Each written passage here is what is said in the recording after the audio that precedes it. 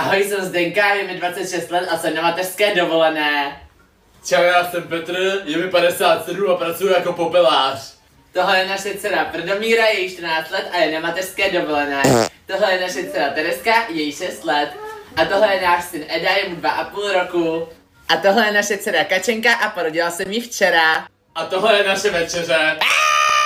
Mezitím na druhé straně je poněkud klidnější rodina. Ahoj, já jsem Valentína, je mi 34 a jsem ženou v domácnosti. Čau, já jsem Bedřich, je mi 35 a vlastním 4 firmy. A toto je naše dcera Mahuš a je jí 10 let. No a cože, hulem jaká?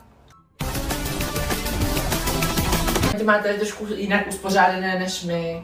No, tak moc uklizeno tady nemá. Tady je víc uklizeno. Tady spíš ty, aha, děkuju, no to je hezké místo na spaní. Tady sereš ty. O, tak jo.